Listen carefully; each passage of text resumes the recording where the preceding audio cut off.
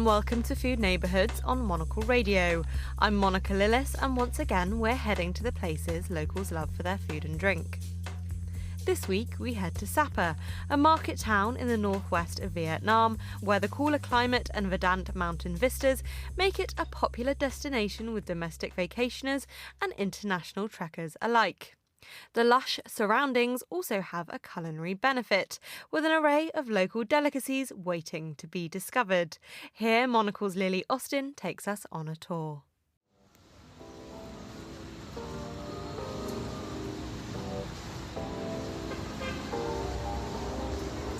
For those of us lucky enough to visit Vietnam on holiday, our first port of call is typically the bustling metropolises on either end, Hanoi or Ho Chi Minh, or the tropical beaches along the eastern coast. But for domestic tourists, especially those in rhythm with the school term table, the destination of choice is deep in the north, only an hour's drive from the Chinese border. Welcome to Sapa.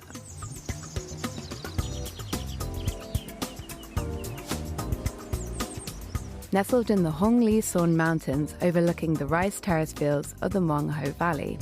Combining traditional Vietnamese and French colonial architecture, there is a distinct alpine resort sensibility to the town, of course helped by the inescapable misty mountain vistas, not that you'd want to escape them. But this isn't the urbanist or the concierge, you're here for the grub, so let's get to it. You've probably heard of pho, or as I was mistakenly calling it until this trip, pho, oops. But have you considered it as a breakfast food? For the Vietnamese, this is the typical time of day for the noodle dish and is particularly good at Con Su Ong Ha. The restaurant is named after its signature dish, Con Su, which literally means dry food in sauce. Your deduction is correct. This is a dry pho, a Sapa delicacy of pan-fried rice noodles with beef. It is equal parts tangy, sweet, sour and spicy. Just what you need to wake yourself up after the night bus from Hanoi. The kitchen opens at 5 a.m. And did I mention the views? Be sure to grab a seat on the balcony. So you're sated for the moment, but under-caffeinated. Of course, that isn't a problem in this nation, homeland of the audacious Vietnamese coffee. You remember, the one made with sweetened condensed milk? But I have an alternative offering. Pull up a chair in the tranquil garden of The Mist, which hopefully will make you think of the atmospheric mountain surroundings, and not the Stephen King horror. Being in the hills around Sapa is like being enveloped in a cappuccino foam, so naming a coffee shop after it seems apt. Here my recommendation is the iced coconut coffee, espresso-infused pillows of frozen coconut cream by the spoonful. Now let's sample the local snacks. Out on the streets of the main town, you'll find the obligatory banh mi stands, a crispy toasted baguette filled with pork, pickled carrots, coriander and soy sauce, and certifiably the best thing to come out of France's occupation of Vietnam. Ideal for lunch on the go, but for something lighter and specific to the area, try the smoked buffalo strips, cured and sprinkled with chili and salt. Or if you're in the mood for something sweeter, pick up a bag of ban hat di, or chestnut cakes. Sweet little discs with a crispy pastry exterior and soft nutty filling, baked on a charcoal stove before serving.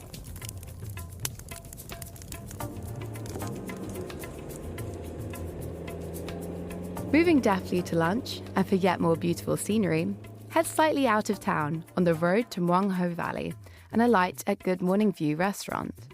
The clue is in the name. Take a seat on the veranda and order a glass of frozen lime, an alarmingly refreshing, slushy-like beverage I've been failing to recreate at home ever since. Food-wise, the menu is awash with local delicacies. Consider black chicken, with a sweeter and more aromatic flavour than its pale counterpart, or the warming curry in a coconut, served as the name suggests, in a coconut shell with a fragrant stew and your choice of protein. Just be sure to leave a little room at the end. The meal will be punctuated with a complimentary plate of fresh fruit.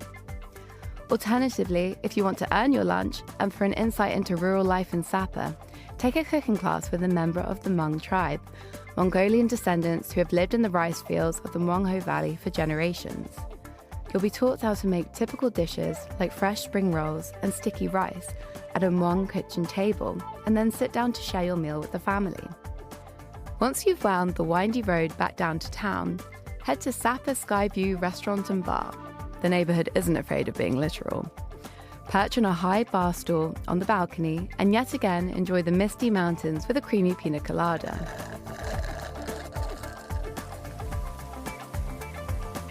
If you're peckish, try the salmon sashimi. You won't find a lot of fresh seafood in this neck of the woods, but the rivers are bountiful with salmon. And I was pleasantly surprised to find that the sashimi wasn't just a plate of raw fish, but served with nori wraps, fresh vegetables, and a spicy sauce to build your own salmon rolls. But I'm not finished with the fishy recommendations. The other signature dish of Sapa and an experience not to be missed is the salmon hot pot, ideally at Moment Romantic Restaurant. Yes, the name alone is enough to get you through the door, but you must stay for this dish. The delightful staff will talk you through the process as they set up a cooker at your table and bathe a plethora of vegetables, rice noodles, and wafer-thin slices of salmon in a soupy broth. Chili and soy sauce to taste before slurping to your heart's content. Or, if you haven't yet tired of the mouth-watering view, make a sunset reservation at Sailing Sapa and order the tasting menu. Imagine quotation marks as I say that. A more accurate description would be feast. My dining companion and I barely made it through half the dishes, and we're not light eaters, but it is worth it to sample the best of what Sapa has to offer, including sour duck broth, slow-cooked pork, little crispy fish, and fern leaf salad. It is a dining experience not for the faint-hearted, but feels nourishing and homely, yet somehow still light and refreshing. Now sit back and watch the sun go down, I'll say it one last time, over those beautiful rolling hills. From Monocle, I'm Lily Austin.